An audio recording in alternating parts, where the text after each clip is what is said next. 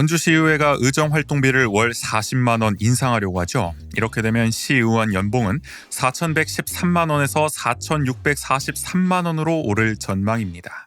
시민과 언론 반응은 일단 부정적이죠. 여러분도 비슷하신가요? 근데 솔직히 저는 좀 다르게 생각합니다. 척척토크에서 국인 씨와 이 문제로 토론해 볼게요.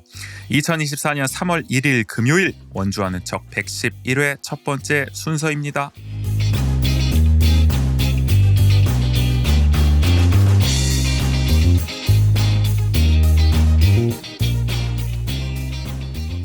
세상을 바꾸는 관심 아는 척에서 시작합니다. 강원도와 원주를 이야기하는 풀뿌리 팟캐스트 원주 아는 척 3일절에 인사드립니다. 전우재입니다. 궁인 씨 옆에 있어요. 대한독립 만세. 또 이렇게 시작하니까 되게 부담스럽게 시작하시네요. 뭐 태극기 개양하십니까? 3일절에? 흔들고 있어야 되는데. 제가 유심히 볼 겁니다. 태극기 개양하시는지. 하여간 3일절입니다. 네네. 역사적인 날 함께하고 있는데요. 오늘 오프닝 때 여러분들이 이제 남겨주신 의견 한번 읽으면서 시작해 보도록 하겠습니다. 좋습니다. 오랜만에 우리 클럽 위드님께서 그러니까요. 팟빵에 댓글 남겨주세요. 역시 클럽이드님은 약간 팟빵파이신 것 같아요. 뭐 유튜브도 사실 많이 남겨주셨지만 오랜만에 또 팟빵에 한 1년 만에 사실 남겨주셔가지고 저는 처음에 팟빵 댓글 기능이 혹시 고장났나 이렇게 생각했어요. 1년 동안 댓글이 안 달리니까. 네네. 분명 듣는 분은 계신 것 같은데 아마 좀 의아하긴 했습니다. 마지막 댓글도 클럽이드님이 주셨지 않았을까. 클럽이드님이 잊지 않고 또 달아주셔서 감사할 때는 이렇게 달아주셨어요. 우리 이제 호정이가 나왔던 그 탄광 특집을 들으신 것 같죠? 그게 뭔데? 사북 항쟁 이야기 푹 빠져서 들었습니다. 샤이 정호님 팬. 우리 정호 씨가 아주 또 맛깔나게 또 이야기를 풀어주지 않았겠습니까? 또 사북 항쟁 관련해서 또 인상 깊게 들어주신 것 같은데 우리 정호 씨가 이 방송을 안 듣겠죠, 당연히. 본인을 위해서 이렇게 또 피드백을 남겨주셨는데 클럽 이누님께서 저희가 말하기 전까지 몰라요. 그러면 다음에 이제 나왔을 때 한번 물어볼까요? 그럴까요?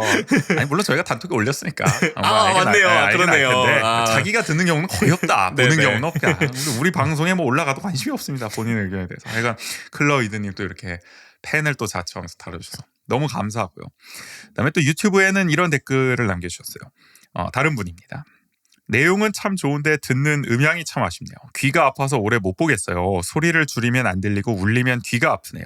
소리가 듣기가 힘들어요. 웃고 떠들 때 나오는 그 소리 음향이 깨끗하지 않고 찢어지는 소리가 나는 것 같아 듣기 힘들어요. 국인 씨가 너무 크게 웃어 내가 볼 때. 농담이고요. 음향은 저희도 항상 고민거리입니다. 맞아요. 잠시 피드백 시간을 가져보죠.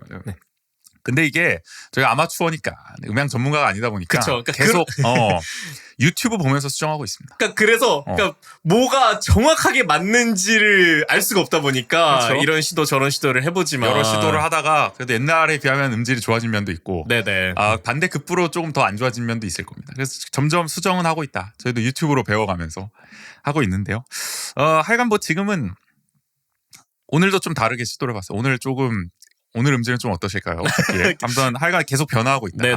그 말씀을 좀 드려보겠습니다. 근데 아마 저도 공감하는 부분이에요. 저희 방송 이렇게 모니터링이랄까요? 그런 걸 해보다 보면은 느끼는 지점이 있어서 계속 한번 개선해 나가볼게요. 그리고 이게 또 뭘로 듣느냐에 따라서도 좀 차이가 있는 것 같아서. 근데 저희 방송이 이어폰으로 들으면 좀 괜찮은데 그냥 이렇게 공공연하게 틀어놓는다 그래야 될까요? 그냥 스피커폰처럼 그렇게 틀어놓을 때는 조금 안 좋은 면은 있어요. 음질이. 맞아요. 그런 점을 좀 개선해야겠죠. 저희가 노력해보겠습니다. 네.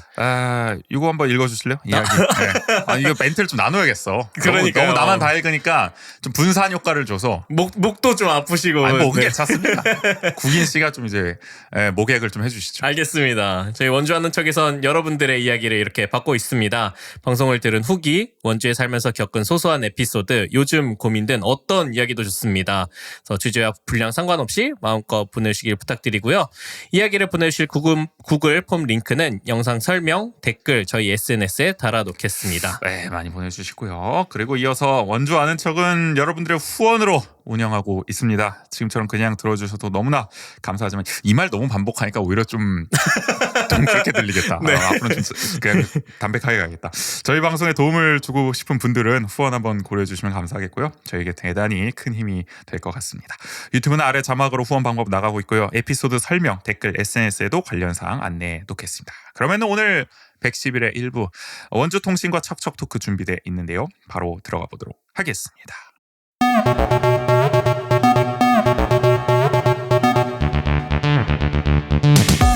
한 주간 원주의 중요한 뉴스를 논평합니다.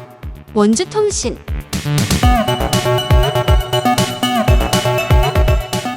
원주통신 첫 번째는 총선 소식. 더불어민주당의 원주 갑 지역구 후보로 원창목 예비 후보가 확정이 됐습니다. 네네. 원 예비 후보는 이제 지난달이네요. 벌써 26일, 28일 진행한 경선 여론조사.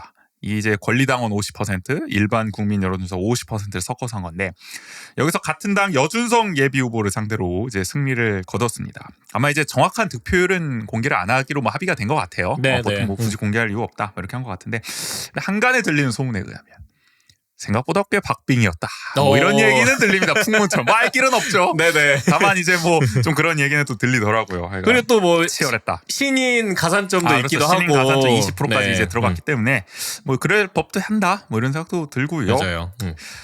자, 원창무 후보가 어쨌든 또 나오게 됐습니다. 그러니까요. 그렇죠? 네. 어떻게 생각하세요? 갑지역구로 최근 이사하신 조국인 씨 어떻게 당사자가 생각하십니까? 됐네요. 6번째 한 사람으로서 이 야. 결과 어떻게 생각합니까? 선택지가 이제 좁혀졌는데. 그러니까 저는 뭐 원창목 저격수로 활동하셨잖아요. 지난 시적 때. 우리 원주 아는 척 2022년 초반까지 방송 들어보시면은 그렇죠. 거의 네. 뭐 신랄하게 사실 우리 호정이가 나와야 되는데. 호정이가 사실 네. 신랄한 비판은 호정이가 많이 했고 호정이가 사실 소신 폭격기로 원창목 네. 시정을 아주 날카롭게 비판해 왔었는데 맞아요. 지금은 춘천으로 날아가 버렸고 네네. 남은 국인 씨는 난 달랐다 의견? 아니요. 같이 비판했죠. 그래요? 그리고 이게 해당하다 보니까 더 크게 느껴지는 건데 결국에는 그 이미지를 벗어낼 수 있느냐가 중요할 것 같기는 해요. 행정가의 이미지. 행정가의 이미지. 네, 그러니까 인지도야 높지만 인지도는 대단히 네. 높죠. 뭐 근데 제일 그 높을 겁니다. 지난 물론 재보궐이었기 때문에 그런 면도 없지 않아 있지만 그러니까 결국에는 원창무 이제 후보가 그 행정가의 이미지가 굉장히 그 굳어져 있기 때문에 삼선 시장을 했기 네. 때문에 그래서 주변에 많은 분들도 차라리 도지사가 낫지 않냐. 원래는 도지사에 도전을 했다가 네. 이제 뭐 이광재 당시 이제 그 도지사 후보와 또 교통 정리가 되면서 이제 국회의원으로 방향을 튼 건데 맞아요. 결과적으로는 어쨌든 그 이미지를 떨치는 것이 관건이 될 것이다. 그쵸. 이 네. 기왕 후보로 정해졌기 때문에 네네. 갑지였고 유권자의 한 사람으로서 또 그런 의견을 또 주셨고 비슷한 의견을 가진 분들이 꽤 계실 것 같다라는 생각도 들고 물론 뭐 한간에는 이제 또 새로운 좀 변화가 필요하지 않겠냐라는 또 의견을 주셨던 분들 그런 평소에 마음을 갖고 계셨던 분들도 아쉽게 생각하는 경우도 있지만은 그러나 또 뭐 예상대로 나온 결과이기도 해요. 워낙 또 그쵸. 이제 지역 네. 위원장을 맡고 있기도 하고 당내에서 예상대로 좀 결과는 정해졌다 그런 생각이 듭니다. 그러니까 이제 원 예비 후보는 이제 재작년 6월 재보궐선거에서 맞붙은 바 있는 이제 박정아 국민의힘 국회의원과 이제 재대결을 펼칠 텐데 당시에 뭐 15.6% 차로 사실 크게 졌습니다. 그렇죠. 그래서 이번에는 서륙에 성공할 수 있을지가 관심인데 뭐 여론조사나 이런 걸 보더라도 지난번보다는 그래도 좀 박빙이 되지 않겠냐. 네네. 정세가 많이 바뀌기도 했으니까 그런 생각이 드는데 우리 갑지역구에 사는 유권자 한 사람으로서 혹시 양자 대결 과연 이 리턴 매치 어떻게 전망하십니까? 근데 이게 여론조사가 초반에 나왔을 때는 네. 이게 그 당끼리에서 그러니까 전국 단위에서의 뭐 여론조사나 이런 데서도 민주당이 조금 더 많이 앞서 있었던 조사들이 많이 그러니까 이게 나왔었잖아요. 원주뿐만 아니라 전국 지지율로 봤을 네네. 때. 네, 근데 그렇죠. 요즘에 보면은 뭐 국민의힘 조사에 따라서 국민의힘의 그 선호도가 더 높게 나타나기도 하고 지지율이 역전된 경우가 있어요. 네네. 몇몇 여론조사에서는. 그런 모습들을 봤을 때 쉽지 않다? 쉽지 않지 않을까. 그러니까 이게 네. 한 두 달 전만 하더라도 갑지역구도 이 민주당이 뭔가 이게 탈환하는 거 아니냐라는 생각이 들었는데 맞아요. 지금 전국 네. 정세가 돌아가는 걸 보면 왜냐면 원주는 전국 정세랑 또 비슷하게 가는 경우가 있으니까 네네. 그런 걸 봤을 때 지금 약간 좀 양 후보 모두 긴장할 수밖에 없는 상황이 됐다. 박빙이다. 그러니까 그래서 결국에는 원창무 후보가 아까 얘기했던 그런 리스크를 어떻게 더 기회로 전환하면서 또 새로운 비전들을 계속 내보이는 것들이 필요하지 않을까. 그 민주당 네. 관점에서 봤을 때는 네네.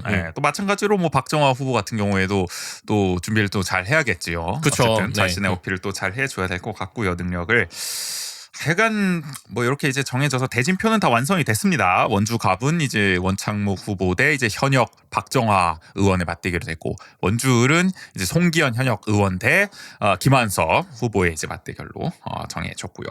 한편 이제 이것도 하나 논란이었죠. 국회가 이제 이른바 이제 공룡 선거구 획정하는 거 아니냐. 속초, 철원, 화천, 양구, 인제, 고성 이게 탄생하느냐. 이게 거의 탄생할 뻔했어요. 직전까지. 왜냐면 본회의 직전까지 이게 여야가 합의가 안 돼가지고 그러면 선관위 완대로 가자 이래가지고 그대로 가나 했는데, 다행히 역시 직전에 타결이 돼가지고 협상이 지난 총선과 똑같은 선거구로 하기로 했습니다. 그러니까 춘천 단독 분구는 안 하는 걸로 된 네네. 거죠. 똑같이 간 겁니다. 그러니까 이게 결국에는 똑같습니다. 이번에도 전북인가요? 전주인가요? 거기 지역구를 유지하느라고 비례대표 한석을 깎는 걸로 합의가 됐어요. 지금. 맞아요. 네. 그렇게 되니까 이게 결국에는 지역구는 계속 이렇게 조정이 될 수밖에 없단 말이에요. 그럼 언제까지 비례대표 의석 깎고 있을 거야? 그게 안 된다는 거죠. 그러니까 결국에는 늘 주장하지만은 국회의원 정수를 늘리지 않는 한 공룡 선거구 논란, 이런 비슷한 거는 계속 반복될 문제이기 때문에 그렇죠. 네. 전향적인 좀 결정이 필요하다라는 말씀을 드리겠고요. 하여간 총선이 확실히 좀 다가오고 있으니까 저희 이런 소식을 좀 자주 이제 앞으로 전하지 않을까 싶네요. 다음 소식, 공무원 얘기인데요. 저연차 공무원들 많이 퇴직하고 있죠. 공무원 노조 자료 보면은 2018년부터 2022년 9월까지 신규 공무원 536명 중 99명이 퇴직을 해서 거의 5명 중 1명이 이탈을 한 셈이 됐어요. 이탈률 18%이기 때문에. 그런데 이렇게 되면 어쨌든 인원이 준 거 아닙니까? 맞아요. 새로 기껏 뽑았는데 이렇게 사람이 다 나갔으면은. 그래서 그러면 그만큼 더 뽑아야 되는 거 아닌가 싶지만은 강원도와 18개 시군은 올해 공무원 채용 규모를 오히려 줄였다. 이런 소식이 나왔더라고요. 올해 7, 9급 지방 공무원 채용 규모 작년보다 75명 적은 906명입니다. 강원일보 보도에 따르면 이게 이제 2018년 이때 872명 뽑았는데 이때 이후 6년 만에 가장 적은 수라고 하더라고요. 원주 같은 경우도 작년에 76명을 뽑았는데 올해는 62명으로 한 14명 정도 이제 줄었습니다. 채용 규모가. 야, 근데 어쨌든 가뜩이나 업무가 과중되는 부서들이 있잖아요. 경무부서들이. 그렇죠. 경무부서 뭐 다 문제죠. 지금. 네네. 근데 그런 것들은 결국 신규 채용을 더 하거나 늘려줘도 사실은 모자랄 판국에. 그렇죠. 네. 그러니까 이렇게 계속 줄여버린다는 거는 그런 계속 이런 공무원의 경무나 아니면 이런 처우와 관련된 문제들이 지속적으로 제기되고 있는 상황 속에서 그러니까 이런 부분들은 조금 빨리 해결해야 되지 않을까라는 생각이 들어요. 네. 핵심은 뭐 사실 그거죠. 그러니까 인력이 가장 중요한 건데 지금 경무 해결을 하려면 네네. 그게 중요하죠. 그러니까 예를 들어서 뭐 여러 가지 뭐 제도적인 차원, 뭐 우리가 뭐 마음 치유 프로그램도 하고 무슨 뭐 괴롭힘 방지 뭐 교육도 하고 다 이런 건 있습니다만은 결국에는 근본적으로는 사람이 부족하기 때문에 벌어지는 어떤 경무 스트레스가 가장 큰 거 아니겠습니까? 말씀하신 것처럼. 네. 그럼 결국 사람을 더 뽑는 정책이 필요할 텐데 지금 국정 기조는 반대 방향으로 가고 있잖아요. 윤석열 정부 들어서는 이제 통합 활용 정원제라는 것을 이제 추진하고 있는데, 이게 한마디로 이제 공무원을 새로 뽑지 말고 기존 인력, 그러니까 불필요한 인력을 어떻게 좀 활용하고 재배치하자. 이게 이제 골자입니다. 그러니까 공무원 더 뽑으면 하여간 세금 많이 들어가지 않냐, 행정이 비효율적이 되는 거 아니냐, 뭐 이런 거 아니겠습니까? 작은 정부를 아무래도 이제 보수 정권은 지향하기 때문에. 그렇죠. 네. 근데 뭐 어쨌든 채용 규모 줄면은 결국에는 인력 감소하니까 기존 인력의 업무량이 늘고, 그러면 기존 인력 더 퇴사하고 싶어지니까 더 사람 나가고 이 악순환 반복되는 거 아니겠습니까? 이런 지적이 당연히 나오고 있는 거죠. 맞아요. 네, 그렇기 때문에 가뜩이나 최근 기사 보면은 구급 공무원 경쟁률 뭐 역대 최저다, 뭐 이런 얘기 나오고 있지 않겠습니까? 맞아요. 이게 예전에는 그래도 공무원이 낫다 이런 얘기가 그렇지. 있었는데 워낙 불안했기 때문에 세상이. 네네. 근데 지금은 세상이 불안한데도 공무원은 안 하려 그런다. 맞아요. 그러니까 왜냐면은 안정되더라도 그 정도 봉급으로는 살 수가 없다 이런 게 더 많기 오죽하면 때문에 이제 안정성만을 버틸 수 없다. 네. 한 방을 노리자. 그러니까 차라리 뭐 쿠팡이나 아니면 그렇지. 단기 알바를 해서 그걸로 뭐 코인을 하든지 뭘 하든지 이런 얘기가 너무 나오면서 극단적인 그 정도가 말이 나올 정도로. 네. 물론 뭐 그렇게 하시진 않겠지만은. 그러니까 이게 마찬가지입니다. 뭐 군인 같은 경우도, 군무원 같은 경우도 지금 뭐 수요가 줄고 있다, 이런 얘기 나오듯이 공무원도 마찬가지고요. 그러니까 공무원을 하다가도 이제 민간 기업으로 이직하는 경우도 많이 늘고 있고, 네네. 점점 세상이 이렇게 바뀌고 있는 상황에서 정부의 이런 어쨌든 정책 기조 과연 옳은 방향일지 이거 좀 따져봐야 될 문제가 아닌가 싶습니다. 다음은 국인 씨가 가져온 원주푸드 소식. 네, 위기의 원주푸드 지원 방안은 이렇게 좀 제목을 정해봤는데요. 원주푸드 사업이 주요 매출처가 지난해 하나둘 사라지면서 위기를 맞고 있다고 합니다. 원주투데이가 지난달 26일 관련 내용을 보도했는데요. 우리 원주푸드 유명한데 네. 잘 나가는 줄 알았는데 무슨 일일까? 네, 그게 원주푸드 종합센터가 2014년 건립된 이후에 원주 농산물을 학교 급식 등에 공급해서 농업인의 소득을 올리고 안전 먹거리를 확산시키기 위한 활동을 좀 이어왔습니다. 센터 홍보팀 같으세요? 그러니까요. 아, 좋은 일을 했다. 네, 그래서 지난해 기준 원주 98개 학교에 원주푸드를 공급했습니다. 많이 공급하고 있는 것도 거의 100개 학교니까. 맞아요. 초중고 다 합쳐서겠죠? 네네. 그런 겁니다. 그리고 2017년엔 서울시 도농상생 공공급식 사업에도 선정이 돼서 서울시에 있는 도봉구 어린이집 약 580여 곳에 육박하는. 도봉구에 어린이집 이렇게 많아요? 그러니까요. 서울은 다르네. 네. 그래서 공급했다고 하고요. 또 2018년에는 공군 제8 전투 비행단에도 원주푸드를 공급했습니다. 그러니까 이제 원주 바깥으로도 공급을 하고 또 군부대까지도 공급을 하면서 판로가 나름 또 확장해 나갔던 그런 흐름이 있었던 거죠. 그렇죠. 그래서 이런 성장을 기록해서 지난해는 331억에 육박할 정도로 매출이 성장했는데요. 네. 작년 12월부터 서울시가 도농상생 공공급식 사업을 전면 취소하면서 원주푸드 납품이 중단됐습니다. 그러니까 잘 나가다가 서울시에서 이제 끊기 시작했다. 네네. 근데 이거는 서울시 친환경 유통센터로 식재재를 모았다가 각 자치구에 공급하는 체계를 도입하는 과정에서 취소가 된 건데요. 이 사업이 없어진 거군요. 네네. 공공급식 사업이. 제가 찾아보니까 이게 이제 그 한마디로 뭐 서울도 바뀌었잖아요. 다 시의회 바뀌고 시장 바뀌고. 네. 그러니까 자치구별로 이렇게 유통센터를 그동안 둬왔던 건데 그 이제 비효율적이라고 이제 국정감사나 서울시의회에서 이제 지적이 나오니까 공급 체계를 결국에는 이 친환경 통합으로. 유통센터로 이제 일원화를 한 거고요. 그런데 이게 어쨌든 그러면 산지 직거래는 사실상 어려워지는 거죠. 왜냐하면 한번 거쳐가는 거니까. 맞아요. 그래서 친환경 유통센터. 그렇기 때문에 지역 중소농가에서는 뭐 원주뿐만 아니라 반발이 나오고 있는 상황이라고 기사를 찾아보시면 또 나오더라고요. 네. 그리고 심지어 제8 전투 비행단도 작년 3월부터 원주푸드를 받지 않고 있습니다. 이게 국가계약법상 수익 계약 조건이 좀 엄격해졌기 때문이라고 하는데요. 원주푸드 종합센터가 지금은 원주 원예 농업이 위탁하고 운영하고 있는 구조여서 어렵다고 합니다. 근데 이게 뭐 원주시가 직영하면 이렇게 뭐 수의계약이나 이런 게 가능한데 지금 현행상에서는 좀 어렵다고 해요. 원예 농협이 위탁하고 있으면. 네네. 근데 뭐 그렇다고 이걸 또 직영할 수도 없는 거고 이게 전문 또 업무 역량이 필요한 거기 때문에. 맞아요. 네. 그렇기 때문에 뭐 결국에는 국가계약법이 바뀐 이상은 여기 군부대 납품도 예전만큼 녹록지가 않다. 악재가 좀 겹치고 있는 거죠. 그렇습니다. 그래서 이렇게 좀 외부 판로가 좀 줄어들고 있는 것과 동시에 학령 인구 감소도 좀 잠재적 위협 요인입니다. 사람이 줄고 있죠. 네, 2021년에는 원주푸드 이용 학생이 42,000명이었는데 작년엔 41,124명으로 한 1,900명 가까이 줄어들었습니다. 이거는 뭐 근데 뭐 예상 가능했던 일이고 상수로 두고 이거는 뭐 고려를 해야 되는 거죠. 맞아요. 그러니까 앞서 거는 뭐 갑자기 판로가 끊겼다 정책 변화로 그럴 수 있겠지만은 이거는 뭐 당연한 일인 거죠. 계속 줄고 있기 때문에 그래서 뭐 물론 이렇게 막 판로도 줄고 학생 수도 줄고 이래서 엄청난 위기가 아닌가라고 생각할 수도 있겠는데요. 근데 뭐 매출 대부분이 그 학교 공공급식이 차지를 하고 있어서 당장 극심한 타격은 아닌데요. 뭐 장기적으로 어쨌든 원주푸드 판로 개척이 시급해 보이기는 합니다. 그렇죠. 학생 수는 어차피 계속 줄 거니까. 맞아요. 그래서 원주시를 비롯해 지역 공공기관들이 함께 나서야 한다는 의견도 나오고 있습니다. 지금은 뭐 그 원주투데이 기사 보면은 원주 원예농협 혼자 뭐 고군분투하고 있다. 뭐 본인들은 그렇게 얘기를 하고 있더라고요. 네네. 좀 도와달라. 뭐 이렇게 맞아요. 하고 있는 거죠. 그래서 그 아마 가보신 분들은 보셨을 텐데 원주 원예 하나로마트 가보면 되게 로컬 푸드존이 다른 마트와는 다르게 더 크게 이렇게 좀 되어 있어요. 조성되어 있어요. 그렇죠. 본인들이 운영하니까. 네네. 근데 뭐 사실 뭐 저도 그렇긴 하지만 거기서 구매하는 경우는 잘 없죠. 왜 네. 없어요?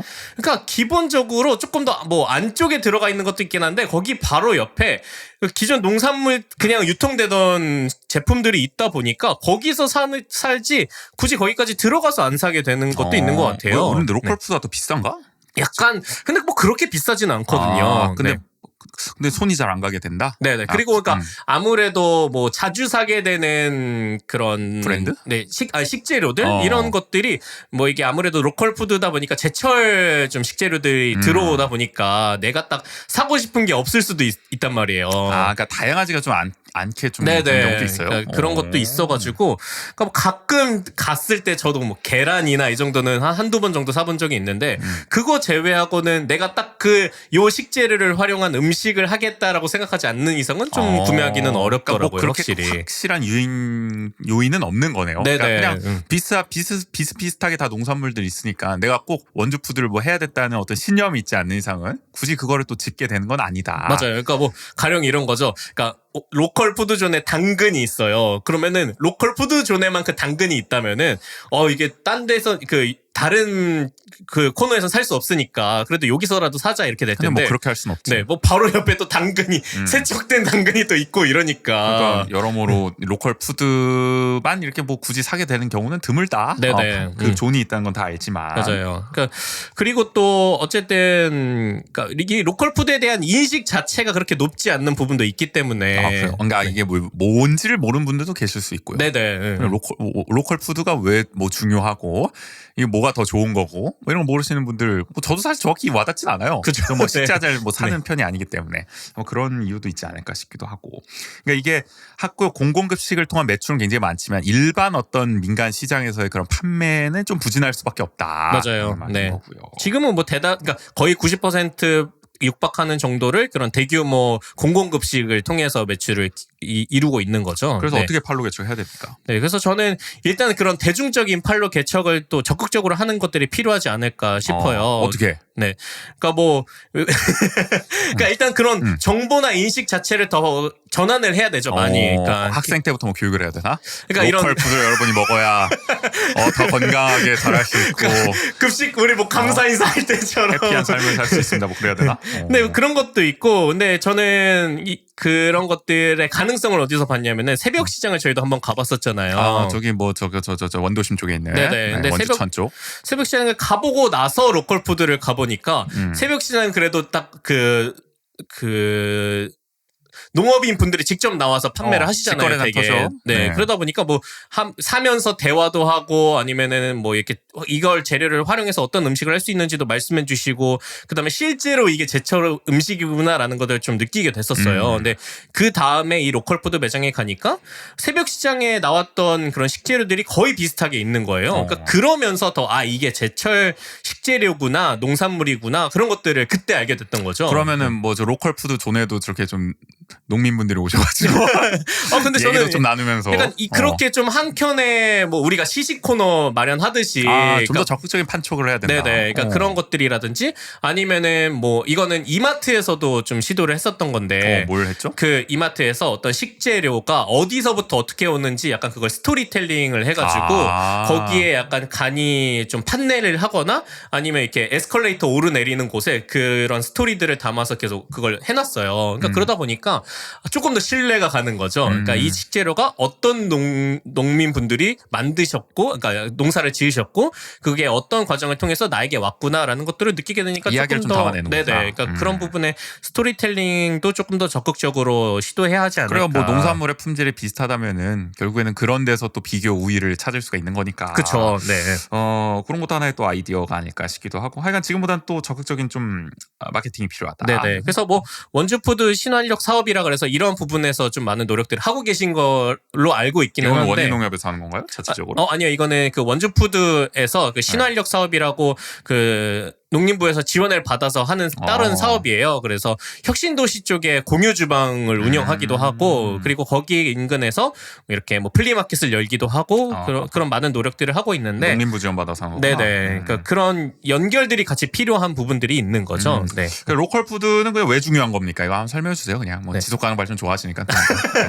그러니까 어쨌든 지역에서 나는 걸 지역에서 소비하는 과정에서 그러니까 이게 탄소 발자국이 줄어든다고 많이 얘기를 하거든요. 탄소 발자국. 네, 그러니까 그게 뭐 뭘까요? 우리 델몬트에서 하는 거는 뭐 캘리포니아에서 온다 이러면은 멀다. 네, 뭐 비행으로 올 때도 있고 네. 배로 올 때도 있고 이런 과정에서 배출되는 탄소가 있지 않겠습니까? 그러니까 여기까지 배달하는데 그만큼 들겠죠. 그렇죠. 탄소가. 근데 원주푸드 같은 경우에는 딱 그 정의에 유통 과정을 2단계 이하로 낮춘 효율적으로 네. 아주 그냥 그렇기 최대한 때문에 탄소 배출 줄이는 그렇죠. 그렇기 때문에 어떤 오는 과정에서 탄소 배출이 줄어듦과 동시에 근데 그것도 중요하지만 저는 이렇게 생산자와 소비자가 더 가깝게 연결되는 그 관계가 필요하다라는 더 신뢰가 쌓을 수 있는 거죠. 네네. 그러니까 그럼- 중간에 사람 많이 끼면은 불안해지잖아요. 이거 뭐 삥땅 맞아요. 치는 건가, 뭐 얼마 또 덤핑하는 건가, 막 이런데. 그러니까 그렇기 때문에 그런 부분에 있어서 로컬 푸드가 뭐 탄소 배출, 탄소 중립 관점에서 중요하지만 어떤 지역에서 우리가 함께 살아가는 관계 형성에 있어서도 좀 중요하다고 생각을 해요. 그래서 많이 사 먹어달라. 네네. 많이 사 드십니까? 그래서 저도 많이 사 먹겠습니다. 솔선수범해 주십시오. 네네. 사실 저도 이런 말 할 줄 아니에요. 열심히 하겠습니다. 그러니까 뭐 잘 육성해야 된다. 뭐 이 결론 아니겠습니까? 그렇죠. 네. 그리고 또 원주시 정부가 경제 활성화가 좀 최우선순위 아니겠습니까? 뭐 1순위 중에 1순위죠. 그렇죠. 그렇기 때문에 이런 지역에 좋은 산업적 기반을 잘 육성해 나가는 것도 저는 중요하다고 생각을 해요. 근데 뭐 사회적 경제도 그렇고 지금 뭐 모르겠어. 원주시 뭐 저희 전해드렸죠. 농업 관련 예산 다 축소하지 않았습니까? 그렇죠. 네, 뭐 안타깝습니다. 하여간 이런 위기 소식들이 좀 들리고 있는데 좀 관심을 많이 가져줬으면 좋겠다. 자, 그런 얘기였고요. 또 지속 가능 발전 얘기로 이건 원주통신 마무리해 주시는군요. 완전한 지속가능 발전 이야기입니다. 네, 원주시 지속가능 발전위원회가 지난달 21일 출범했습니다. 저희가 예전에도 많이 얘기해 드렸었고요. 조례가 생긴 지는 한 꽤 됐는데 그쵸. 이제 어쨌든 네. 구성이 됐습니다. 뭐 저희가 사실 이제 원광수 시장님도 그렇지만은 지속 가능 발전 아주 관심이 많기 때문에 말이죠. 아유, 그렇죠. 같은 생각인지는 모르겠지만 시장님과 어김없이 어쨌든 뭐 전해드리게 되는 겁니다. 네네. 이 지속가능 발전위원회는 지속가능 발전 기본법에 따라 원주시 지속가능 발전 기본 전략 및 추진 계획 수립, 지속가능 발전 추진 상황 점검, 지속가능성 평가 등의 기능을 수행합니다. 하여간 지속가능 발전 관련된 건 다 도맡아서 심의하는데 이렇게 지속가능 발전이 막 계속 말장난처럼 나오니까 도대체 네. 그게 뭔데 궁금하신 분들은 저희가 일전에 또 다룬 에피소드가 있기 때문에 찾아보시면 이제 지속가능 발전에 대해서 또 아실 수 있을 것 같고요. 네네. 그래서 시정부는 위원회 심의를 거쳐서 2040 원주시 지속가능 발전 기본 전략 및 추진 계획을 확정하고 지속가능 발전을 본격적으로 추진한다고 합니다. 그러니까 뭐 그런 거죠. 조례가 만들어졌으면은 하여간 이제 위원회도 구성이 되고 계획도 세워야 되는 건데 이제 계획을 이제 세울 때 그걸 심의 의결하는 게 바로 이 위원회다. 그쵸. 이번에 그걸 네. 구성한 거다라고 보면 됩니다. 네.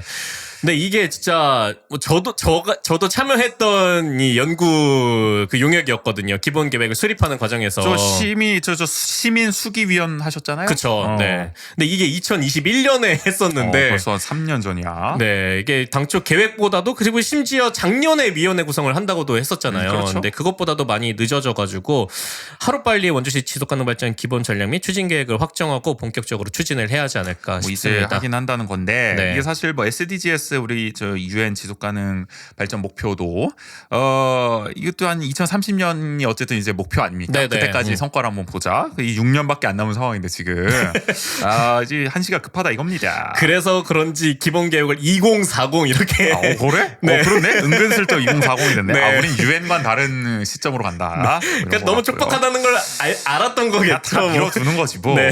모르겠다 나는. 그래서 이게 그 위원회에서 원칙적으로는 시정 모든 사업에 대한 지속 가능성 평가를 해야 되거든요. 그러니까 지속 가능성 평가는 그건 거잖아요. 그러니까 이 각 부처에서 하는 사업들이 이 지속 가능 발전에 얼마나 부합하느냐를 이제 판단하겠다는 건데 네네. 과연 이게 이제 이 인력으로 가능하겠냐 위원회의 지금 구성만으로 맞아요. 그런 거 그리고 또 아니겠습니까? 실제로 제대로 잘 이루어질 수 있겠느냐. 역량도 의심하세요? 그러니까 뭐 시정의 방향이라든지 이런 것에 있어서 그러니까 이 위원회가 정말 제대로 좀 기능을 했으면 하는 건데. 좀 두루뭉술하게 얘기하시네. 느낌은 그 얘기인데. 하여간 뭐 그런 얘기도 있잖아요. 지속 가능 발전은 어쨌든 전담 부서가 좀 설치돼야 되는 거 아니냐. 네네. 지금은 기후 에너지과의 지속 가능 발전 TF 팀이 아마 있는 걸로 알고 있는데 맞아요. 탄소 중립 팀도 있는 걸로 알고 있고. 근데 이게 어쨌든 기후 에너지 그쪽 문제로 국한돼서 이게 다뤄지는 거니까 말씀하신 것처럼 지속 가능 발전 전 분야에 걸쳐져 있는 건데 그런 점에서는 사실 기후 에너지과를 넘어서 좀 더 총괄할 수 있는 좀 기획 예산과라든지 맞아요. 뭐 이쪽으로 가야 되는 거 아니야? 컨트롤 타워적인 측면으로. 그렇죠. 그런 얘기 나오죠. 그리고 당초에 그 연구 영역을 시작할 때는 기획 예산과 산하의 TF 팀이었어요. 뭐야 이미 그랬어요? 네. 근데 이게 왜 옮겼어? 기후에너지과로 옮겨진 거예요. 후퇴한 거 아니야 이 정도면은? 그렇죠. 어떻게 보면. 그리고 이 연구 영역 과정에서 아니면은 이렇게 다른 지자체도 이렇게 기본 계획을 많이 세우잖아요. 그 과정에서도 연구진들이 항상 제안은 한대요. 그러니까 그러니까 이게 기획예산과에 산하에 있어야 그렇죠. 힘 있는 부서에 가야. 네, 그러니까 이게 모든 시정에 실제적으로 영향을 끼칠 수 있다. 그렇지. 네. 그러니까 우리가 그 얘기하지 않습니까? 그러니까 이게 성평등 정책이라는 것도 물론 여성가족부가 있긴 합니다만은 이게 또 여성가족부만 할 수 있는 게 아니죠. 그러니까 힘이 부족하잖아요. 그쵸. 여성가족부라는 네. 조직. 그래서 더 힘 있는 뭐 정말 뭐 부총리 직속의 뭔가 컨트롤타워를 만들어야 된다 뭐 이런 얘기가 나오듯이 네네. 지속가능 발전도 어쨌든 전 분야에 걸친 사업이라는 점에서 기획예산과처럼 전 부서를 컨트롤할 수 있는 그쪽으로 좀 가야 되는데 그렇게 안 하고 있는 거죠 지금. 맞아요. 네. 그래서 저는 이게 또 위원회가 구성이 되고 또 이제 추진 계획을 심의한다고 하니까 빨리 이게 확정이 돼서 네. 이 전체 기본 전략 및 추진 계획 내용을 좀 보고 싶더라고요. 급하세요 마음이 이렇게 아까 계속 뭐 빨리 해야 된다 하고 계신데. 그러니까 왜냐하면은 저희가 참여했을 때 내용과 지금 뭐 발표되는 내용이나 이런 것들을 봤을 때는 좀 많이 달라진 부분도 있는 것 같더라고요. 시장 바뀌고 다 뒤집혔는데 요거 네. 안 뒤집혔겠냐 뭐 이런 그러니까 우려. 이게 연구진에서 민선 8기의 시정에 맞춰서 조금 더 이런 걸 수정했다고 또 나왔어가지고. 그렇죠. 그렇게 보도 자료가 나온 걸로 알고 있습니다. 네네. 근데 우리 또 시정질에서 봤잖아요. 우리 시장님 지속가능 발전 상당히 좋아하시는 거. 아하. 뭘 의심하고 그러십니까? 그렇게 좋아하시는 거라면 안 좋아하시는 게 낫지 않을까 싶긴 한데. 그래요? 네. 하여간 뭐좀 구기 씨 기대 반 우려 반이 좀 있는 것 같아서 네네. 빨리 좀 계획이 나와서 발표가 되면은 그거 관련해서도 우리가 또 한번 뜯어볼 일이 있지 않을까 또 싶기도 하고요. 쭉 한번 읽어봐야죠. 네, 또 네. 주변에 전문가분들 많이 계시니까 네네. 한번 같이 살펴봐도 재밌을 것 같습니다. 마지막에 또 오랜만에 지속가능 발전 얘기까지 해봤던 원주 통신이었습니다.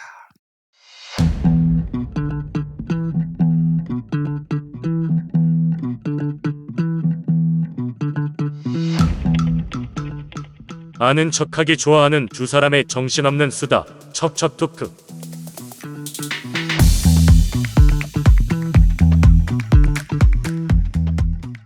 척척토크 오늘 주제 시의원 의정활동비 인상 찬성하세요? 찬성하세요가 질문이면은 이미 올라갔기 네. 때문에 거의 확정됐기 네. 때문에 반대한다고 해도 어쩔 수가 없습니다. 지금 거의 확정이 되어가고 있기 때문에 전국의 지방의회들이 아주 일사불란하게 의정활동비 인상을 지금 추진 중인데 아주 곳곳에서 하더라고요. 뉴스 너무 많이 나와요. 네네. 전국적으로. 강원도의회는 이미 올렸습니다. 월 50만 원 의정활동비. 그리고 원주시의회 월 40만 원 인상 거의 지금 확정 단계죠. 그렇죠. 네. 이게 왜 갑자기 이 난리들이냐. 작년 12월이었습니다. 지방자치법 시행령이 이게 한 20여 년 만에 개정이 됐어요. 그러면서 의정활동비 상한이 높아졌습니다. 오랜만에 높아졌으니까 이제 한번 올려보자. 물가도 이게 올랐으니까. 이젠 안 된다. 뭐 이런 거죠. 그래서 광역의회는 월 150만 원에서 200만 원까지 올릴 수 있게 됐고요. 기초의회는 110만 원에서 150만 원까지 올릴 수 있게 돼서 지금 다들 최대 한도로 올리고 있는 거다. 20년 만인데 그러니까 올려야죠. 이때 아니면 언제 올릴 수 있을지 모른다. 네. 뭐 이런 거죠. 잠시 이제 헷갈리실까봐 설명을 드리자면 우리 시의원들 어쨌든 돈 월급 받지 않겠습니까? 또 네네. 일을 하니까 정확히 한 두 개로 나눠져 있어요. 월정 수당이 일단 하나 있어요. 월정 수당은 이제 기본적으로 의정 활동비를 지원한다는 개념인데 이게 사실상 우리 생각하면 월급이라고 보시면 돼요. 맞아요. 이게 제일 네. 큽니다. 한 몇백만 원 나오는 거죠. 그리고 이제 의정 활동비가 이제 오늘의 화두인 건데 이건 이제 의정 자료 수집이나 뭐 연구를 할 때 쓰라고 이제 보조 활동을 지원하는 건데 근데 이게 사실은 뚜렷한 사용 기준이 없어요. 명문화된. 그렇기 때문에 월급처럼 그냥 쓰고 있는 겁니다. 사실 구분이 없습니다. 의정 활동비나 뭐 월정 그러니까 수당이나. 가령 굳이 비유를 하자면 제가 이렇게 사회복무요원으로 활동을 할 때 또 어떻게 비유하시려고 궁금한데. 그러니까 그게 그러니까 보통은 시에서 나오는 그러니까 뭐랄까 그러니까 우리 군인들 그냥 월급 나오는 것처럼 있고 그다음에 교통비랑 식비가 같이 나와요. 네. 그렇죠. 따로 이렇게 근데 나온단 뭐 그걸 말이에요. 어떻게 쓴들 교통비를 교통비로 안 썼다고 뭐라 하진 않으니까. 맞아요. 그러니까 이게 사실상 그게 하나로 뭉쳐지는 그렇죠. 거죠, 그냥. 그런 네. 느낌으로 받고 있는 거다라고 보시면 되고 더구나 문제가 되는 거는 의정 활동비는 과세도 안 해요. 오. 이게 소득세도 안 문다고 돼 있더라고요. 그러니까 이 비과세인데 더 웃긴 건 비과세를 하는 규정도 없는데 그냥 관행적으로 비과세를 하고 있다고 해서 지적이 계속 나오고 있습니다. 이게. 네네. 그러니까 진짜 월급처럼 그냥 쓰이는데 과세도 하지 않는 아주 야. 황금 그러니까 매달 황금을 받는 느낌인 거잖아요. 어떻게 쌈짓돈 보면은. 거의 뭐 네. 그런 느낌이라고 하는데요. 그러니까 이게 두 개를 합쳐서 이제 지방원들이 받고 있다라고 보시면 됩니다. 월정 수당은 이제 전년도 공무원 보수 인상률과 이제 보통 연동이 되고 의정활동비는 이렇게 상한 기준이 적용돼서 거의 한 좀 꾸준히 일정하게 유지돼 왔던 거죠. 근데 네네. 이번에 상한 기준이 올라서 오랜만에 또 인상을 하겠다는 건데 그래서 강원도 의원 연봉은 지금 5,517만 원에서 6,180만 원으로 한 600만 원 이상 됐죠. 그리고 원주시의원 연봉은 지금 4,113만 원에서 4,643만 원으로 이것도 한 530만 원 정도 오를 네네. 전망입니다. 원주시의원들이 얼마나 돈을 받고 있는 거냐? 전국 단위로 비교를 해보면 전국에 기초의회가 226개가 있는데 원주시의회는 94위다. 그리고 강원도 18개 시 군의회 중에서는 4위고요. 54개 도농복합시 중에서는 21위. 그러니까 사실 뭐 그렇게 높은 편은 아니에요. 평균 수준이다. 그러게요. 라고 볼 네. 수가 있는 겁니다. 그리고 강원도에서도 가장 높은 게 아니라고 춘천이 하는 게, 가장 높더라고요. 네. 우리가 사실 인원수는 제일 많은데 시의원 수는.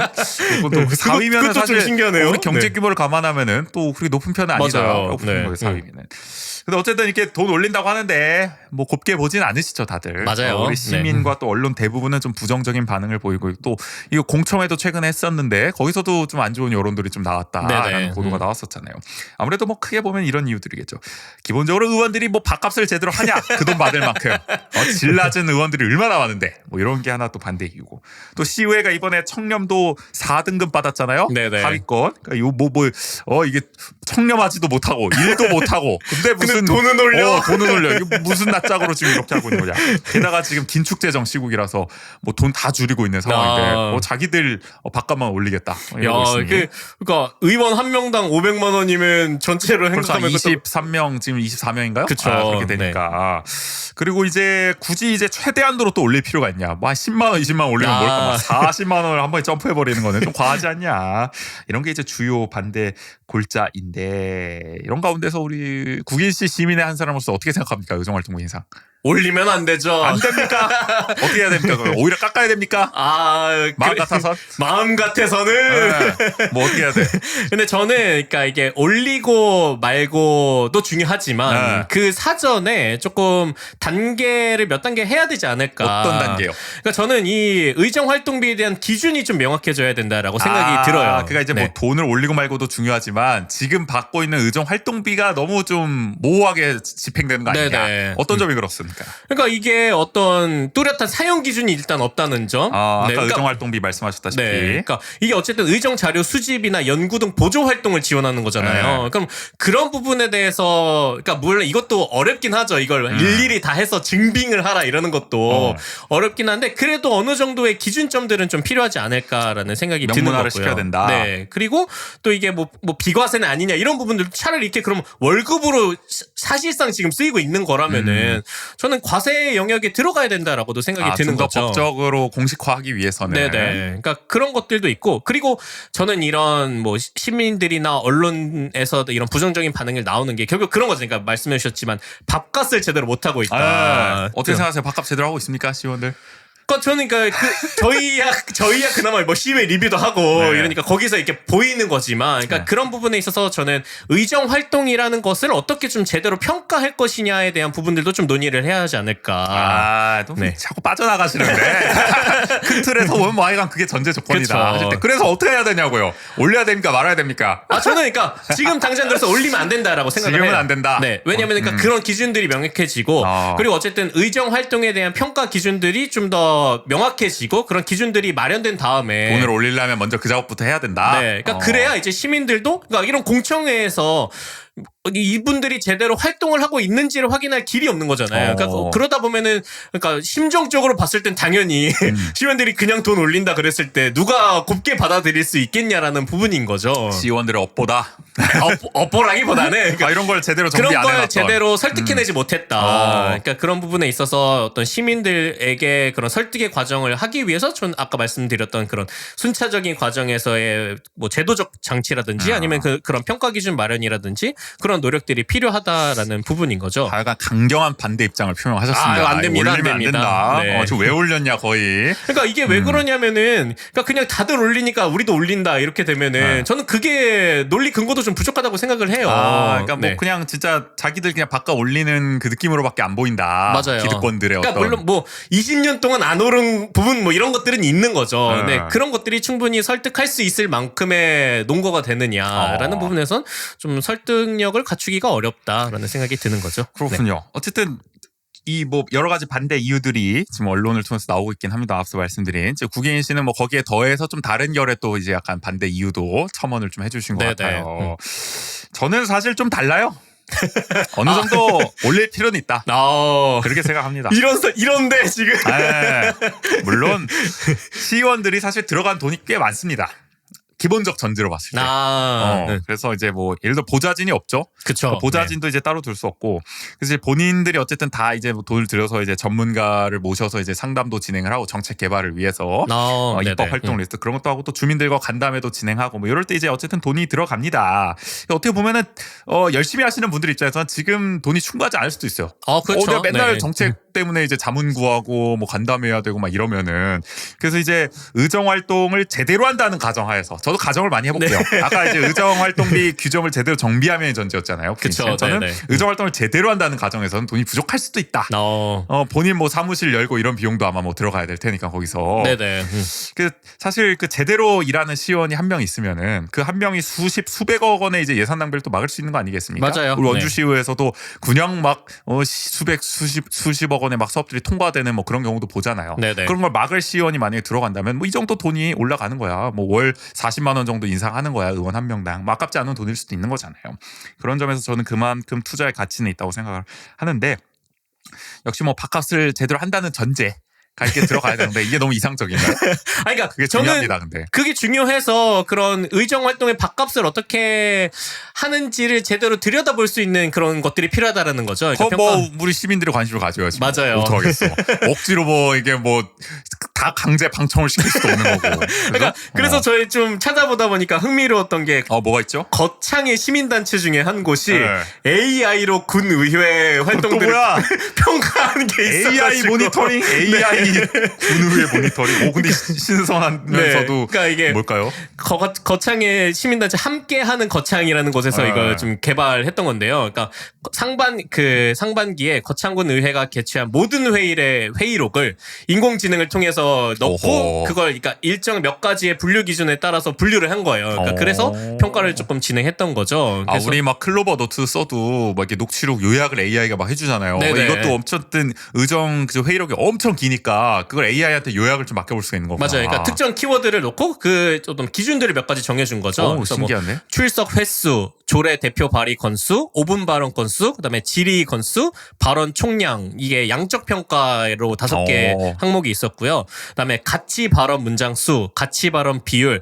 대군수 지적 문장 수, 대군수 지적 비율, 이런 질적 평가 4개 항목까지 했다고 해요. 질적 평가가 궁금하네. 그래서 이런 가치 발언 평가 같은 경우에는 뭐 이런 지속 가능성, 자원 관리, 기후 위기, 환경 보호, 환경 영향 평가, 뭐 이런 관련된 조금 더 뭐 저희가 좋아하는 단어라 그래야 될까요? 이런 필요한 이야기니까. 그러니까 그런 필요한 단어들을 이렇게 인공지능에 입력해서 그런 단어를 주로 발언하는. 와, 이거는 뭐 전문 프로그램인가? 이거 우리 원주시에도 한번 돌려보면 재밌을 것 같은데. 그러니까요. 그래서 한번 좀 뭐 전화 한번 해주세요. 전화 한번 해보세요. 답변을 해주실 수 있지 않을까. 전화 기대하겠고요. 네네.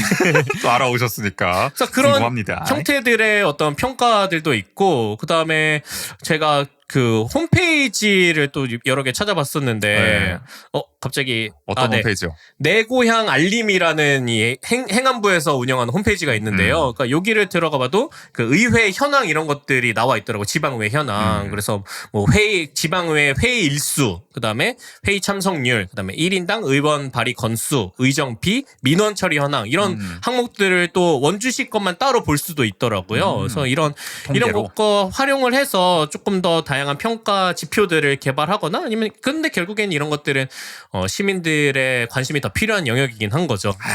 다 귀찮으시면 저희 방송 들으세요. 네.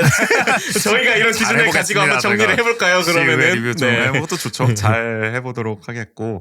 하여간 뭐 지방의회에 대한 관심. 안 그래도 그 얘기를 좀 드리려고 하긴 했는데, 뭐 어떤 분들은 뭐 그런 냉소하신 분들 있을 것 같아요. 또 불만이신 분들도 애초에 시의원들한테 왜 돈을 주냐 이렇게. 맞아요. 없으면 어차피 권력이 있는 사람들인데 그렇게 생각할 수도 있어요. 그런 분들이 그 부기업이었나 어디 뭐 이렇게 명예직처럼 해야 된다. 그런 것도 있죠. 네네. 부기업 같은 경우에는 아예 돈을 안 주는 경우도 있죠. 봉사 정신으로 이제 하는 그런 느낌. 맞아요. 사실 한국도 2006년 전까지는 안 줬어요. 무보수 명예직이었어요. 다 민선 1기, 2기, 아마 3기까지겠죠. 그러면은 3기 2기까지인가 아무튼 네 그때까지는 네네. 안 줬습니다. 2006년부터 이제 그때 이제 기초의원 정당 공천제 도입하고 여러 가지 개혁을 한 과정에서 이제 돈을 주는 걸로 이제 바뀌었는데 근데 이제 왜 그렇게 되냐면은 기본적으로 만약에 이제 이거를 무보수로 하게 되면은 결국에는 돈이 있는 사람들만 정치하게 되겠죠. 맞아요. 당연히 돈이 없는 여유가 있는 사람들은 사람들. 어떻게 합니까? 돈을 안 받고 그러니까 되게 힘들어지는 거죠. 그렇기 때문에 돈 없는 사람도 정치에 입문하는 그런 다양성을 좀 확보하기 위해서 이 아무래도 보수는 어느 정도 필요하다라는 이제 논리가 설득력을 얻는 거고요. 지금도 사실은 제가 생각하는 문제 중 하나면은 지방의회 다 마찬가지일 거예요. 대부분이 다 사업가 중심이에요. 자영업자 중심. 네네. 어디 뭐 고깃집 하시고 뭐 무슨 디자인 업체 같은 거 운영하시고 뭐 건축사무소, 건축사무소 하시고 특정인들 얘기하는 게 아니니까 네. 전국적으로 다 이렇다는 게 건설업체 뭐 출신이시고 맞아요. 다 이런 분들이 막 그러니까 돈을 좀 모으신 분들이 내가 이제 사업으로 돈도 좀 모았는데 이제 뭐 하지? 지역에서 좀 목소리도 내고 싶고 뭐 좀 하고 싶은데 어깨 좀 이렇게 펴고 다니고 싶은데 이럴 때 하는 게 지방원 아니까 우리 흔히 생각하는. 그리고 그러니까 뭐 꼭 그런 생각이 아니더라도 뭐 주민자치위원이나 이런 활동을 그렇죠. 하시더라도 그런 활동을 하실 수 있는 분들이 대부분 이런 영역에 계신 분들이에요. 그렇죠. 그래야 네. 이제 여유가 생기는 거니까. 그 우리가 직장 9 to 6로 이제 직장일 하시는 분들은 아무래도 이 정치에 뛰어들기 어려울 수밖에 없어요. 맞아요. 그런 점에서 봤을 때 네. 내가 직장 때려치고 갑자기 정치합니다. 무슨 인재 영입된 게 아닌 이상 어디 정당에 그렇죠. 네. 확실하지 않으면 되게 힘든 상황이고 그러다 보니 상대적으로는 지금 원주시의회 구성도 자영업자나 사업가 비중이 굉장히 높습니다. 거의 대부분이라고 봐도 좋을 정도로. 게다가 이게 문제가 뭐냐면 기초의회, 그러니까 원주시의회 같은 이런 기초단위의회는 영리 겸직도 가능해요. 그러니까 내가 고깃집 사장인데 그냥 시의원 동시에 해도 돼요. 돈 벌면서. 그러니까 고깃집 하면서 거기서 돈도 받고 시의원 하면서 월급도 동시에 받고 이게 된다는 거예요. 그러니까 올리면 안 되는 거 아니야? 그러니까 그렇게 되면 사실 할 말은 없어. 그렇게 되면. 네네. 나는 이거는 좀 제한을 해야 된다 생각하거든요. 영리 겸직은. 그러니까 이게 신고만 하면 문제 없다? 물론 뭐 신고라도 제대로 하면 모르겠는데 저는 둘 중 하나는 포기해야 되는 거 아니냐. 영리의 활동을 포기하든가 시의원 연봉을 포기하든가 내가 이미 받고 있다면 그 정도 제한은 필요하고 해야 되는데 사실 뭐 포기 안 하시겠죠. 그러니까 그런 개혁은 확실히 좀 필요하다. 맞아요. 시의원 연봉을 인상한다면은. 그러니까 뭐 시의원뿐만이 아니라 사실 국회에서도 그런 뭐 문제가 제기됐던 게 갑자기 성함이 생각이 안 나는데 오영환 의원이었는지 소방관 출신이셨는데, 그러니까 그만두고 의원 활동하다가 다시 이제 소방관으로 가기 위해서는 다시 시험을 봐야 되는 그런 상황이었잖아요. 그렇기 때문에 뭐 그 즈음에 나왔던 얘기가 그러니까 그런 다양한 직군에서 이제 의회에 올 수 있게 하려면은 뭐 휴직을 할 수 있게 해준다든지 그런 제도적 장치들도 필요하지 않겠느냐라는 논의들도 나왔었던 거죠. 정치를 위해서. 네네. 그렇죠. 뭐 사실 그거는 뭐 TO를 정원외로 빼줄 수 있는 거고 그동안은 그러니까 그리고 뭐 교수 같은 경우는 또 휴직하고 얼마든지 정치를 하는 경우가 너무 많으니까 맞아요. 무분별하게 뭐 그런 얘기까지 나오는 거고 하여간 이게 또 이해충돌 소지까지 있으니까 보통 이제 영리겸직을 하게 되면은 이런 거는 좀 제도적 개선은 필요하다. 그러니까 심지어 이렇게 돈을 받는데도 이런 상황이 있다 보니까 그렇죠. 하여간 뭐 시의원 자질이 불만인 거는 뭐 저희도 시의회 리뷰할 때마다 얘기하기 때문에 다들 아실 겁니다. 근데 이제 처우를 더 낮추면은 그럼 뭐 좋은 시의원이 들어오냐? 그게 아니죠. 처우를 더 낮추면 더 그만큼 질이 낮은. 그러니까 내가 사업을 해서 더 여유가 있는 사람들이 들어오게 되겠죠. 아무래도 우리가 흔히 생각하는 정말 저 사람은 지역을 위해 일하는 게 아니라 본인의 이익을 위해서 일하는 사람일 가능성이 높은 거죠. 그런 사람들은. 그래서 저는 어느 정도의 처우 개선을 뭐 그렇게 부정적으로 보지는 않습니다. 그런 점에서 뭐 제도 개선 좀 필요하고요. 저는 개인 보좌관 제도 도입까지도 사실 찬성하는 편이에요. 1인 1 보좌관도 필요하다. 네. 지금은 이번에 뭐 법이 개정돼가지고 정책지원관이 이제 신설이 됐죠. 기존에는 이제 전문위원들이 보통 이렇게 집행부와 의원 사이에 가교 역할을 하면서 뭐 조례 도와주고 뭐 이랬는데 입법 활동을 이제는 거기에 더해서 정책보좌관을 이제 의원 2명당 이제 1명을 두는 식으로 해서 이분들이 이제 좀 정책 보좌관 역할을 해주는 건데 근데 2인당 1명이니까 좀 한계가 있겠죠. 아무래도 예를 들어서 내가 정책보좌관인데 내가 맡은 의원 2명이 정당이 달라. 국힘이랑 민주당이야. 그럼 나는 지킬의 하이디야 뭐야 어떻게 해야 돼? 정책 너무 양 입장이 다 다른 사안에 대해서 내가 어떻게 조언을 해줘야 돼? 어떻게 정책 지원을 해줘야 돼? 이게 굉장히 어려운 면이 있을 거고요. 그야말로 정치의 한복판에서 그러니까. 생생한 경험을 할 수 있을 것 같긴 한데. 그리고 이 사람은 또 이제 전문위원과 또 집행부와 뭐 여기에 또 칠 확률도 높습니다. 그렇죠. 아무래도 집행부 입김에서 과연 자유로울 수 있겠냐? 물론 인사권이야 이제 의회로 갔다고는 하지만은 그런 점에서 정말 의회가 독립적으로 이 시정부를 견제하는 그런 역할을 충실할 수 있으려면 저는 차라리 의원의 소관으로 가는 게 나을 수 있다. 보장 아니고 뭐 여러 부작용이 있는 건 알고 있습니다. 네네. 그러나 그 부작용은 점차 개선해 나가는 방안을 생각해 봐야 되지 아예 보좌관 제도 자체에 대한 도입을 막을 필요는 없지 않느냐. 저는 그런 생각까지 갖고 있기 때문에 실제로 뭐 해외 사례 뭐 딴 나라 얘기 죄송합니다만 뉴욕, 베를린, 도쿄, 런던, 파리 같은 경우는 지방의원 보좌관을 지원하고 있거든요. 맞아요. 그러니까 한국도 충분히 가능하지 않겠냐. 뭐 이런 식으로 나아갈 필요는 있다고 봅니다. 그리고 이제 얼마 전에 이렇게 얘기를 나누다가 우재 씨가 말씀해 주셔서 알게 됐던 건데 이런 국회의원 보좌관도 있잖아요. 그런 국회의원 보좌관은 뭐 당에서도 인재풀을 갖고 있는다든지 이런 경우도 있는 거잖아요. 그렇죠. 물론 네. 그걸 잘하는 것도 있을 텐데 뭐 몇몇 의원들은 이제 이게 베테랑 이제 보좌진들은 아마 그렇게 풀이 이제 어느 정도 있을 네네. 텐데 그러니까 뭐 하여간 뭐 그런 것도 지방 의원 중에는 이제 역량 강화를 위해서 뭐 일자리 창출인가요? 그러니까 정당의 정책 역량을 강화할 필요도 있다.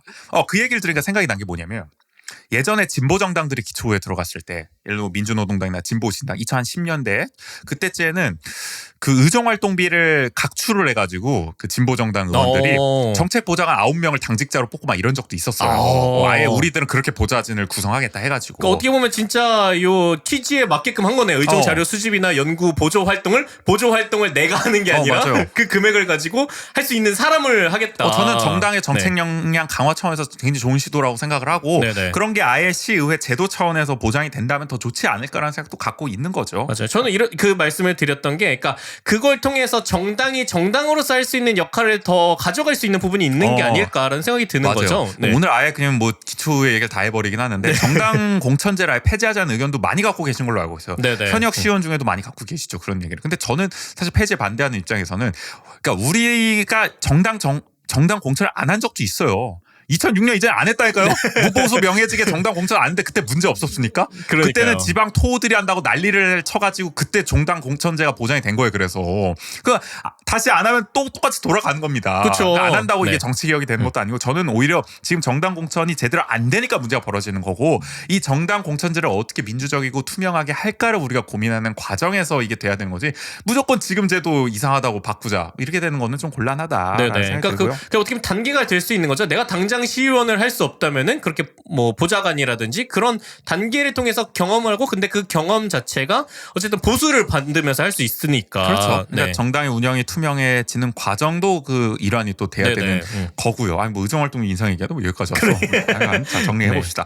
풀뿌리 민주주의 차원에서 보자면은 결국에는 뭐 대전제인 겁니다. 제대로 일할 사람이 들어가면은 그쵸. 우리가 또 인상도 너그럽게 봐줄 수가 있는 거고 아유 일 열심히 하시니까 더 받아도 좋지. 석가덕처럼. 네. 그래도 되는 거고 시민과 지역을 위해 제대로 일할 사람을 평소에 우리가 좀 조직을 해내고 그런 사람들 또 의회로 보내는 작업에 꾸준히 4년 동안 계속 관심을 기울여야 된다. 네네. 우리가 투표할 때만 이렇게 딱 관심을 갖고 어떤 사람 나왔나 한번 보자 뭐 이게 아니라 4년 내내 주인이 되는 그런 작업이 필요한데요. 늘 관심 갖기 어려우니까. 다시 한번 말씀드리면 저희 시의회 리뷰라도 좀 꾸준히 봐주시면은 이 양반은 그래도 잘하네. 이 양반은 왜 있는 거야 의회에. 다음 선거 때 한번 보자. 뭐 이런 사람들이 계시거든요. 그런 거 한번 봐주시면 좋을 것 같고 그 시의회 어쨌든 아까 뭐 홈페이지 얘기도 해주셨지만 들어가서 가끔씩 보셔도 그냥 우리 시가 어떻게 돌아가는지 보기에 참 잘 돼 있어요. 저는 맞아요. 원주시의회 홈페이지는 탑 티어라고 생각하거든요. 우리나라 지방의회 홈페이지 중에서. 아니 그리고 올해부터 뭐 이렇게 생방송 영상으로 하기도 하고. 아니 올해부터 아니 작년부터 하고 있죠. 네네네. 그렇죠. 그러니까 그런 노력들도 하니까. 맞아요. 네. 일찌감치 그런 걸 또 하고 있기 때문에 저는 원주시의회 정도면은 그래도 보기 불편함 없기 때문에 언제든지 들어가셔서 검색해 보시고 키워드 같은 거 한번 보셔도 좋을 거고 아까 말한 그 AI 한번 해보죠 진짜. 네. 알아봐가지고. 그러니까 지금은 어디서 굴러온지도 모를 사람들이 선거 앞두고 갑자기 공천받아서 시의원이 돼서 이렇게 자기 연봉까지 올리는 현실에 불만이 있을 사람은 앞으로 계속 관심을 가져보자로 훈훈하게 한번 마무리해보죠. 좋습니다. 아주 찬반이 격렬하게 오갔던 오늘 척척 토크. 하여간 이렇게 좀 결론을 내보고 마무리를 해보겠습니다. 내일은 K리그 개막전입니다. 축구 얘기입니다. 네, 모르시는 분을 위해서. 자, 오후 4시 30분에 강원FC가 춘천에서 제주 유나이티드와 이제 경기를 진행하는데 여기에 발맞춰서 어김없이 올 시즌 강원FC 프리뷰 준비했습니다. 네네. 극각 공놀이에서 우리 호정이와 함께요. 기대하는 점, 걱정하는 점, 주목할 선수, 성적 전망까지 또 해볼 테니까 올해는 과연 이제 몇 위를 할 것이냐. 아주 또 이제 전망이 또 기대가 됩니다. 네네. 개막전 어떻게 될 것 같으세요? 개막전은 이겨야죠. 개막전 이긴다? 네. 또 학범슨 여자가 맞아요. 전 강원 FC 감독 강릉 출신인가요? 아무튼 강원도 출신인 학범슨과의 또 맞대결이기 때문에 또 기대하시는 분들이 많을 것 같고 올해는 저도 좀 K리그 열심히 보려고요. 이게 작년에도 했던 것 같은데 이 얘기. 그러니까요. 작년 진짜 열심히 못 봤어요.